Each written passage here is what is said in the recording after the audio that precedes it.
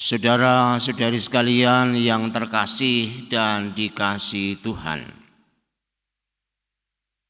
hidup manusia dibangun atas dasar janji.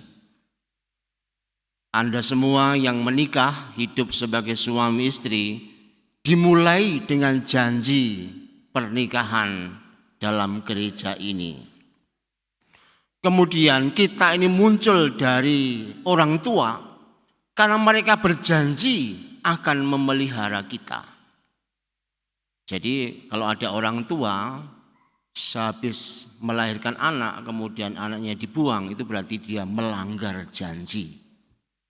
Dan seluruh hidup kita ternyata berputar tentang janji.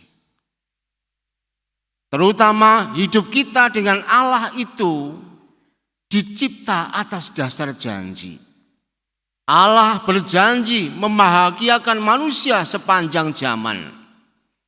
Namun yang terjadi, hidup menjadi menderita karena Adam dan Hawa melanggar janji dan berdosa. Agar pulih kembali, Allah dan manusia membarui janji. Maka pada hari ini, dalam kerangka Hari Raya Tubuh dan Darah Kristus, kita melihat janji baru yang Tuhan laksanakan dengan kita. Oleh karena itu, mari kita melihatnya dalam 3 poin berikut. Yang pertama, perjanjian darah. Di atas Gunung Sinai, Allah dan Musa mengadakan perjanjian. Allah berjanji akan mengantarkan bangsa Israel sampai di tanah Kanaan. Allah Yahweh akan terus menjadi Allah mereka sepanjang zaman. Sebaliknya, Musa mewakili bangsa Israel berjanji untuk setia kepada Allah. Dan mereka semua tadi secara serentak mengatakan pula bahwa mereka akan melaksanakan hukum Tuhan dalam hidup mereka. Musa mewakili bangsa Israel berjanji dan bangsa Israel juga berjanji untuk itu. Perjanjian ini lantas diteguhkan dengan darah binatang. Darahnya dipersihkan ke mezbah dan juga kepada umat Israel.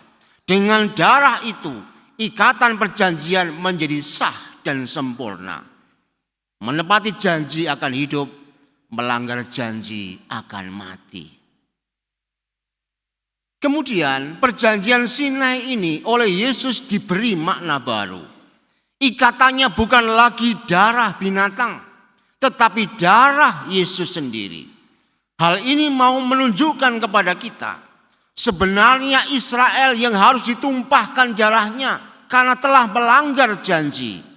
Namun Yesus mengambil alih pengorbanan itu dengan menumpahkan darahnya sendiri.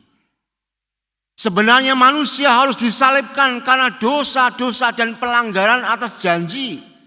Tetapi Yesus mengambil alih penyalipan itu bagi dirinya.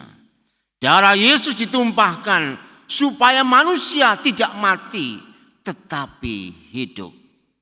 Inilah pentingnya perjanjian yang disempurnakan oleh Allah melalui darah Yesus, supaya manusia dimampukan menepati janji dan akhirnya selamat dan tidak mati.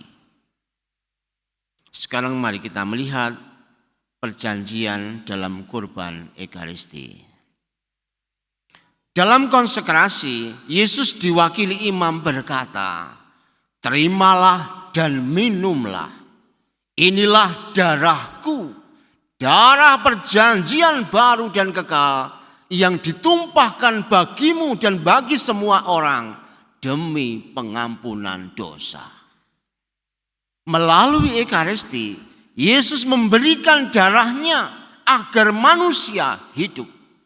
Manusia yang suka melanggar janji sekarang dikuatkan oleh darah Yesus sendiri agar bisa menjadi setia seperti Yesus yang taat sampai mati kepada Bapaknya.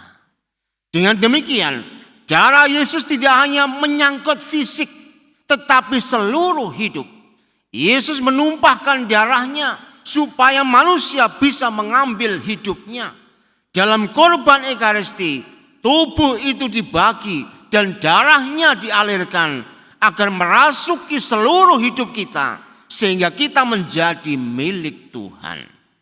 Sehingga di dalam Ekaristi dengan mengambil tubuh dan darah Kristus, kita menjadi orang-orang yang sedarah dan sedaging dengan Yesus sendiri. Kita kemudian karena sedarah dan sedaging dengan Yesus, kita disebut anak-anak Allah. Melalui Ekaristi kita diangkat dalam derajat yang tinggi karena kita tidak lagi dianggap berdosa, tetapi dimurnikan oleh Allah lewat tubuh dan darahnya menjadi saudara, sedarah dan sedaging dengan Allah sendiri. Dan inilah yang luar biasa indah dalam perjamuan Ekaristi. Ekaristi menjadi terbentuknya peristiwa keluarga Allah, yaitu kita semua yang sebenarnya suka melanggar janji sekarang dikuatkan oleh Allah untuk menjadi setia sebagai anak-anaknya. Inilah perayaan cinta yang paling indah di dalam hidup kita. Kita mengenakan tubuh dan darah Kristus supaya didapati sebagai anak-anak Allah yang dicintai dan mencintai Allah. Maka cinta akan Ekaristi menjadi sesuatu yang paling penting dalam seluruh hidup kita.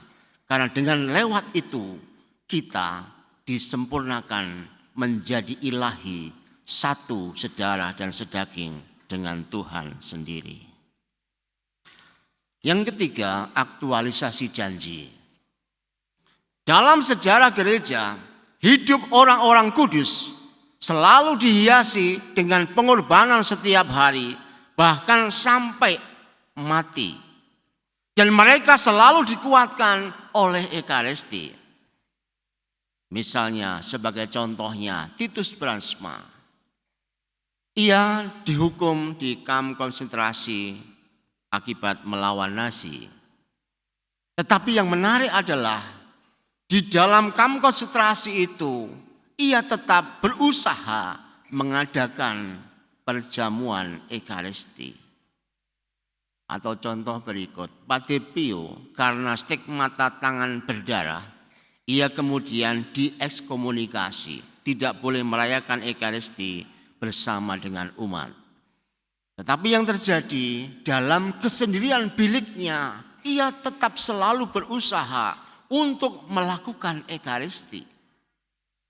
Maka dengan demikian tidak ada orang kudus yang tidak pernah mencintai Ekaristi. Hanya lewat Ekaristi kekudusan itu bisa terjadi. Sebab lewat Ekaristi Allah yang ilahi itu turun menyatu di dalam badani kita. Ekaristi mengalir dalam perjanjian yang selalu menyuburkan hidup kita. Oleh karena itu janji Ekaristi selalu mengandung konsekuensi ganda. Di satu pihak, di sini menjadi jelas melalui Ekaristi Allah ingin membuktikan cintanya dan kesetiaannya sampai akhir zaman. Allah mengorbankan dirinya supaya manusia selamat. Allah ingin membuktikan bahwa cintanya tidak main-main untuk hidup kita. Di lain pihak, melalui Ekaristi kita mendapatkan daya kekuatan ilahi supaya menjadi orang-orang yang setia dan taat kepada Allah seperti Yesus. Konsekuensi ini akan terwujud sempurna dalam harian hidup kita. Misalnya dalam hidup suami istri, di sana Anda mesti saling berkorban untuk membahagiakan pasangan. Manakala Anda seorang orang tua, maka di situ melalui Ekaristi Anda akan dibangun untuk kemudian siap berkorban bagi hidup anak-anakmu.